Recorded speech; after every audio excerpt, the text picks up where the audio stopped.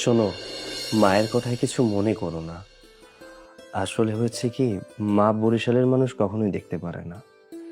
কারণ আমার বাবা ছিলেন বরিশালের। আমার বাবা আমাকে রেখে, আমার বোনকে রেখে, আমার মাকে রেখে অন্য একটা মহিলার সাথে পরকীয়া করে তাকে বিয়ে করে আমাদেরকে রেখে চলে যায়। এরপর থেকেই মা চিন্তা করে যে বরিশালের মানুষগুলো ভালো হয় না, তারা ঠকায়। আহা, তুমি হ্যাপি করে কইও না তো। হনো, মার লগে যে যা গড়ছে, মাই যে গুপ্কু সাপের মতো ফুল বের কই তো স্বাভাবিক। আর মার কথায় মুই কিছুই মনে করি নাই। মুই হইলাম বরিশাল্লা মাইয়া, বুঝছো?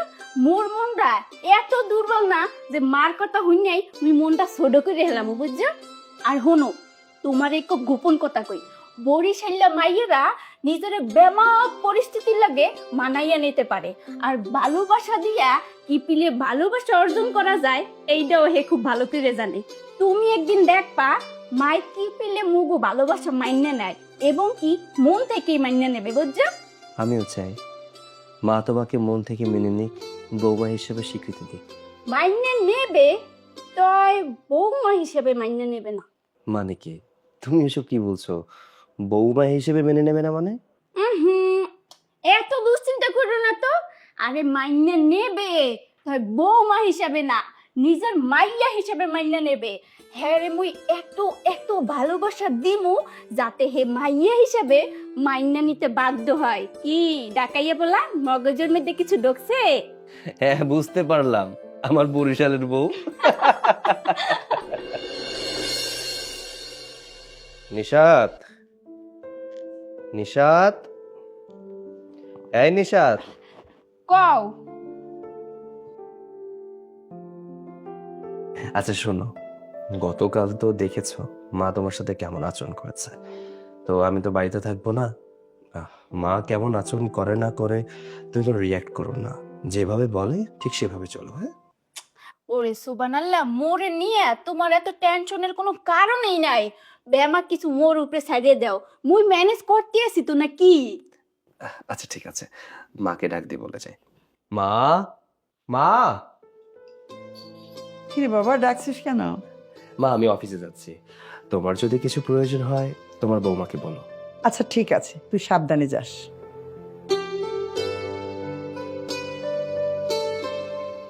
এই বরিশালের মাতারি, এইখানে মূর্তির মতো দাঁড়িয়ে না থাইকে রান্নাঘরে যা, বাসনপত্র আছে ওগুলো ধু, ঘর বাড়ি ঝাড়ু দে, যা। আম্মা, মুই তো হেই বেন্যাকালে উঠছি, বুঝছেন? বেন্যাকালে উঠেই থালা বাটি যে যে আছে ময়লা বেমা কিছু পরিষ্কার করে থুইছি। থালা বাসন দিয়ে আমার উদ্ধার করে ফেলাইছে। এই ঘর বাড়ি ঝাড়ু দিবে কি? রান্না বান্না কে করবে? হ্যাঁ আম্মা, মোর তো রান্নাও শেষ হয়ে গেছে, এখন খালি রুমগুলা মোছার বাহি আছে। মুই এক এক করে বেমাক রুমগুলা মুছে এলাম মনে, ঠিক আছে? হেই, তুই না বললি যে ওকে জব্দ করবি? কিভাবে জব্দ করবি? ওকে যে কাজ দেই সেটাই শেষ, রান্না করতে দিছি শেষ, কাপড় ধুইতে দিছি শেষ, ঘর মুছতে কইছি, এখন যা ঘর মোছা শেষ করে ফেলবে, কিভাবে জব্দ করবো? আরে তুমি টেনশন কেন নিতেছো? আমি বলছি না আমি ওকে জব্দ করব। চলো আমার সাথে, দেখো ওর সাথে কি করি, আসো।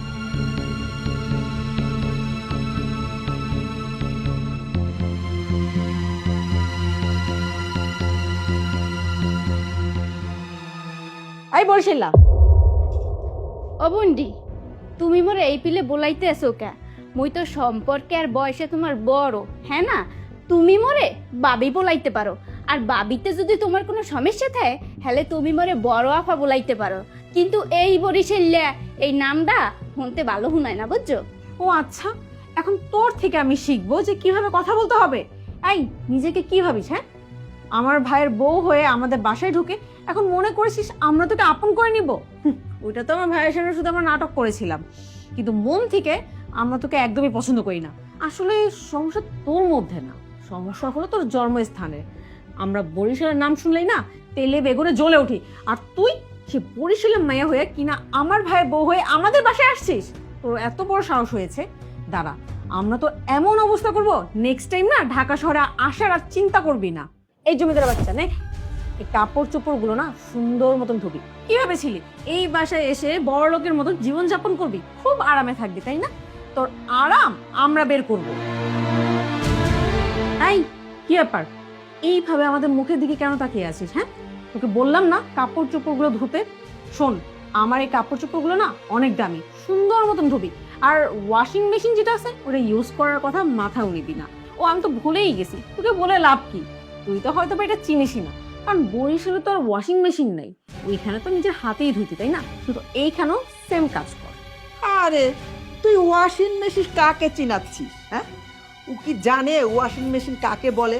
ওটা খায় না মাথায় দেয়? ঠিক বলেছো মা, আমি তো ভুলেই গেছিলাম ভাই তো বিয়ে করে নিয়ে আসে গ্রামের আর গেহ ভূতকে। কি ব্যাপার, এরকম মুখের দিকে তাকিয়ে তাকিয়ে কি কথা গেলছিস আমাদের? ফকিনির বাচ্চা ফকিনি, তোর সাহস কি করে হলো আমার ভাইয়ের বউ হয়ে এই বাসায় আসার? খুব সাহস করেছিলি না? এখন শিক্ষা পা, চুপচাপ গিয়ে কাপড় চোপড়গুলো না ধুয়ে রোদে দিয়ে আয়। একটু পর রোদ চলে যাবে, তখন আমার কাপড় চোপড় শুকাবে না। মন দিয়ে কাজ কর। মাও বলেছে তুই নাকি সব কাজ না খুব আরামসে করে ফেলতে পারিস। নে এখন নিজের গুণ দেখা। তাই মা চলো তো।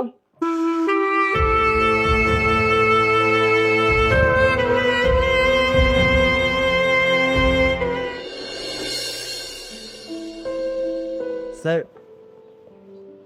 স্যার আপনার সাথে কিছু কথা ছিল।